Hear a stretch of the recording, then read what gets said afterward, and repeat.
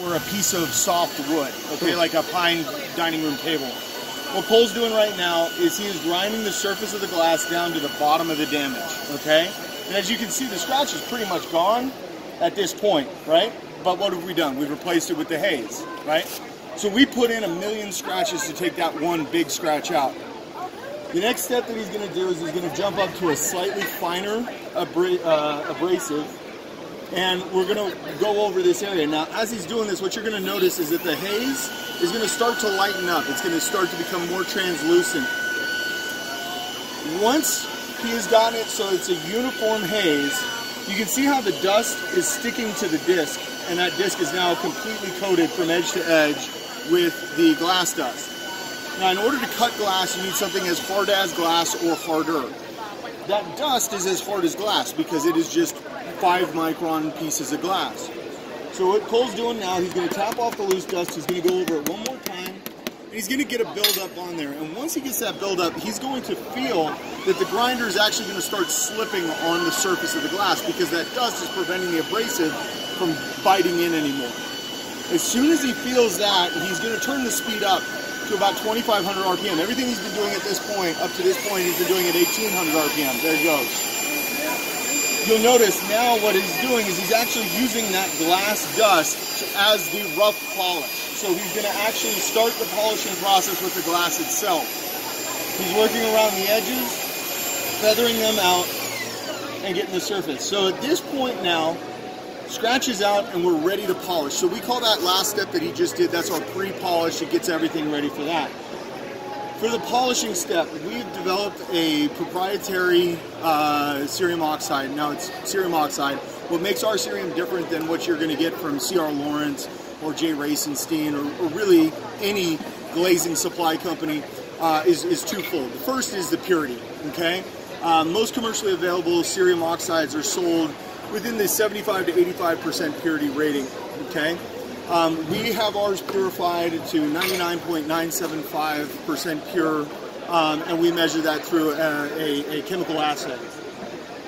By going that higher purity, it speeds up the repair, the polishing step almost tenfold.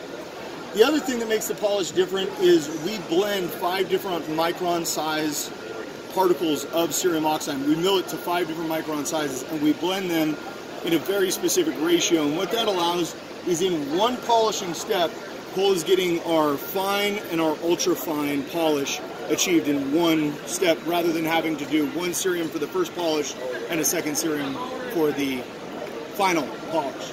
At this point, the glass is clear. Cole is just going through and just touching it up because wants to make sure, but as you can see, as he's picking the polish off the glass with the pad, the glass is back to clarity.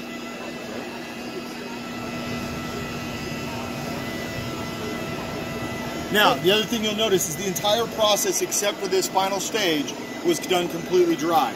We do that on purpose. That is by design. By keeping it dry, what we can do is we can eliminate or minimize, especially on deep damage, minimize any optic distortion or lensing effect that's going to occur.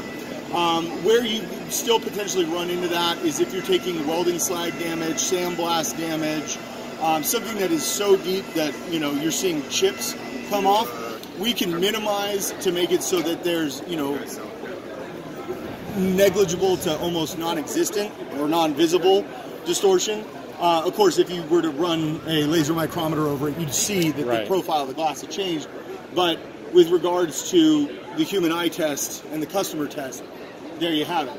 So the big thing, thing with this process is this process is designed for guys like you, okay, window cleaners. I don't know, do you do any construction cleanup? Not as much anymore. Okay. So, obviously, construction cleanup, window cleaning, the first thing everyone always talks about is, I need a scratch waiver, right? Fabrication debris. Yeah. I'm actually working with Ghana and the NGA right now. I've been presenting papers across the globe. I'll be presenting another one up in Canada at an event, and then also here, hopefully this year, at Glass Build. The mentality has always been, if you can feel it with your fingernail, it's a fatal flaw, okay? And when you're talking about from a window cleaning standpoint, anytime you razor blade a piece of glass, if it has any fabrication debris, the scratches that are going to originate on that glass will be able to catch with your fingernail. Yeah. Right? And so what have the glass manufacturers done over the last 20 years? They've put bigger and bigger stickers with harder and harder glue that you almost need the razor blade. It says, if you use a razor blade, you void the warranty. Exactly. Right?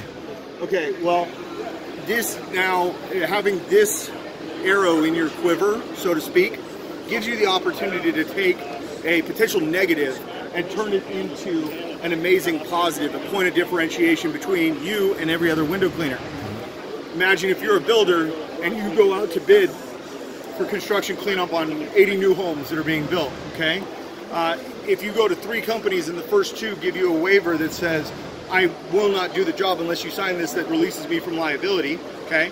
And you come in as option number 3 and say, hey, I want to tell you a little bit about fabrication debris. There is a chance that in the process of cleaning, it can get scratched. If that happens, I can fix the scratches. There will be an upcharge for you, but it will still be less than replacing the piece of glass in the forefront. If you're that customer, which guy are you going to want to, do you want to sign something that waives him of all liability, or do you want the guy who's saying, hey, let's be realistic, there is a chance that there could be damage, and if there is, we can fix it.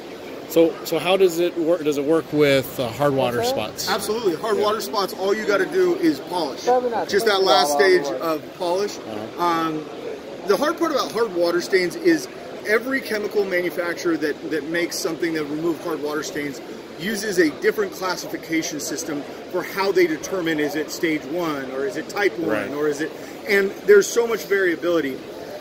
If you're trying to solve the problem with chemicals, you have to go into the chemistry of it. You have to, the same acid or base is not going to work for one type of stain versus another. Correct. What we're doing is a strictly mechanical polishing process. We're going to remove the top 1,000th of an inch of the glass, and usually those salt bonds, okay, back to chemistry 101, you have ionic bonds, which are salts, and then you have covalent bonds, okay, where you've actually got like a molecule that's coming together.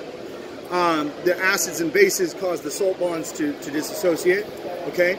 But you're only going to lose half of it. There's going to be a sticky finger left on waiting for the next time calcium or lime or some deposit hits it, it's going to grab back on. By grinding that surface down, what we do is we make it, not only do we get that out, but we make it harder for it to come back. It will come back if you've got an irrigation system that is hitting that window every day for 20 years in the sun and you got hard water. There's no magic. Okay, you could put hydrophobic coatings, all that. You'll slow it down, but it's still going to get etched over time. With ours, you just walk in, polish it out, you're good to go. Awesome. All right, thanks so much. What about safety glass, like for a shower?